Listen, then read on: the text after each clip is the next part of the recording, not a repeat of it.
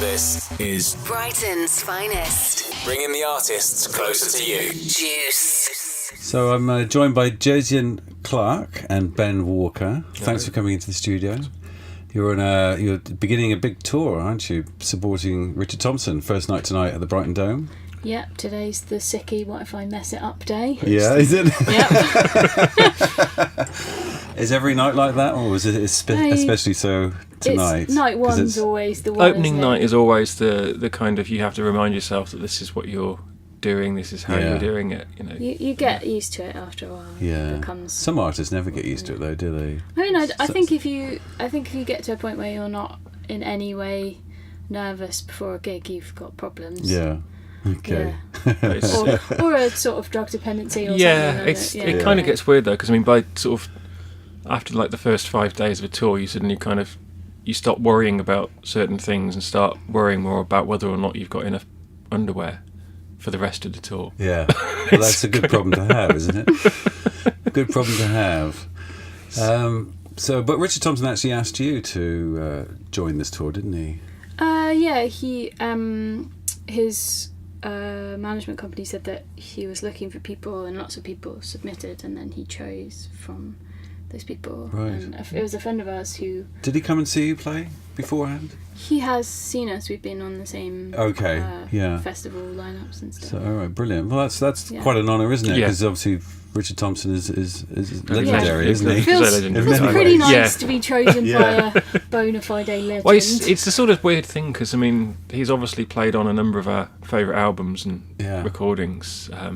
So from Fairport to Nick Drake to his own stuff with Linda and all the rest of the things. So it's kind of quite an honour to suddenly be asked to do this kind of thing. So we're having to reassess what we do for the we have to night. think about the set list, because we often do covers of stuff that he probably played on. Right. So you might want to rethink some of that. Might be a good idea. Yeah. I don't know. Who knows? But it'll be fantastic anyway. So I hope that goes well. But with respect to you guys, for those who don't know anything about you, you basically were independent musicians. You came together and formed a duo around about 2009. Yeah. You've released a number of albums since then, the most recent one being Overnight, which was on the Rough Trade label. Yep. And you also were the winners of the BBC Radio 2 Folk Duo Award in 2015, I think it was.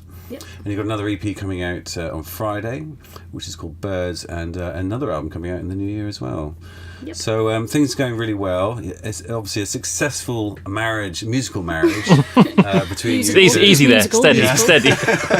Because I know, Ben, you live in Brighton. Yeah. You just married. Yes. Yeah. We'll talk about that in a minute, if that's okay. But tell me about your respective backgrounds and how you came together and why it's worked so well for you. I guess the thing that works for us is that we have sort of in the Venn diagram of music that we like, there's like a big overlap section, but there's also like massive parts of it where we don't agree. Like, loads about weird electronic music that I just don't understand.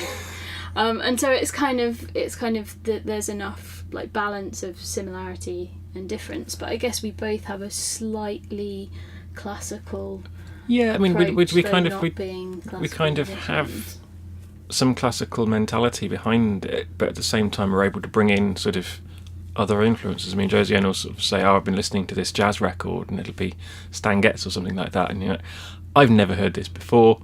Who's Stan Getz? And you end up with these sort of weird influences sort of coming in, and actually I think that's what makes it work quite so well, is being able to sort of draw on different ideas and bring them to the table. And actually, although we always get billed as sort of like as a folk act, and really that was a label that was applied to us rather than something that we actively sought to nurture, I suppose. I mean, folk is definitely like an influence. Yeah. It's in there with quite a lot of other things that are maybe less obviously detectable. Yeah.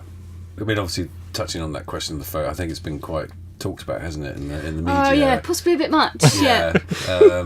Where you have been sort of lumped into this folk thing, but that's not what you purposely set out to do. but there is a very strong folk sound to what you do. Yeah. And a lot of people have compared your voice to Sandy Denny, for instance. Yeah, I don't mind that one. You don't mind that one, no. How could you mind that? Yeah. And so you ended up getting a lot of gigs on the folk circuit and folk festivals and that sort of thing. But at the same time, you come up against people who don't quite understand who you are, what you are, because they expect the thing is, folk, traditional pure the thing folk. with the folk label is like that's great, and we've really enjoyed the gigs, and it's full of like put us in touch with and next to like loads of really great musicians, and we've done loads of great gigs, and they're really nice people. But there's also like always a faction of that audience who don't really want to hear your original songs, and they don't really understand why you've brought a saxophone or a drum machine. And some of that is kind of our perception of what the... I think we've probably overstated it a bit. Yeah, I mean, I think when we first started out, you know, if you turn up to a gig with an acoustic guitar and someone singing in a folk style, singing a traditional piece of music, there wasn't any way that it could possibly be branded as anything but folk in that particular kind of thing. But as we've sort of diversified what we bring to the table, so be it, you know, like Josienne was saying, it's saxophone, drum machine, that kind of idea, it's kind of pushed a few people's sort of comfort zones, which we quite like the idea of, and it's something that we've always tried to kind of make people reassess what it is they're listening to. Yeah. I mean, it is that whole thing of sort of pushing some of the boundaries. I mean, on the EP that's out on Friday, we put out The Cuckoo is a traditional song on there. And that is Moog's drum machines, lots of layered vocals and things like that on it. Which you've still got quite a sort of pentangly guitar part there. So sure. we say a thing and then we ruin it by doing something. Yeah. So.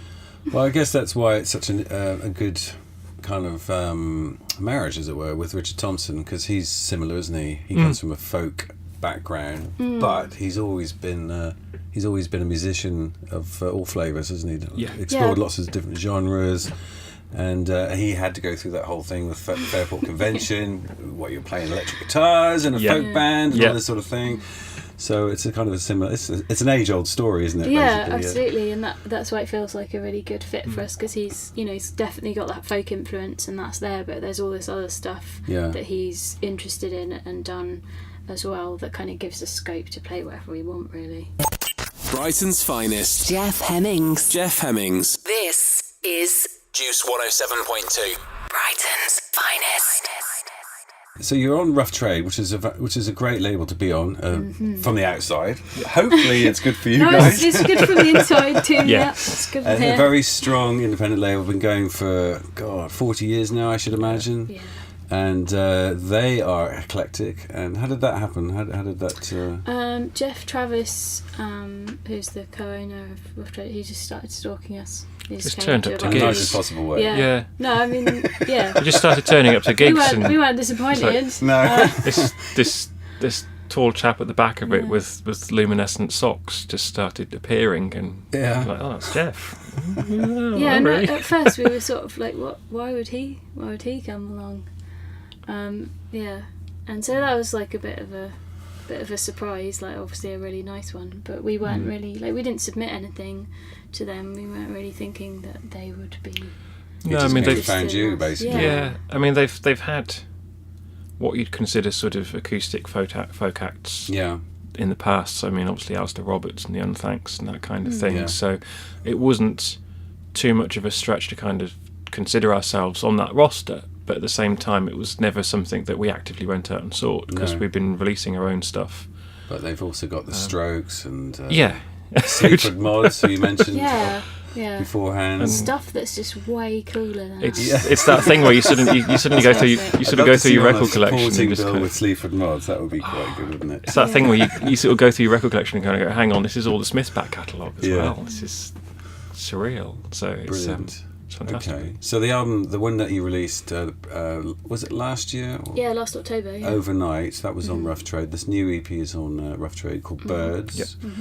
And then are you recording an album at the moment, or have you finished it, or what's the plan? I know that the album's supposed to be coming out early next year, isn't it? Yeah, it's It's in production. It's in production, okay.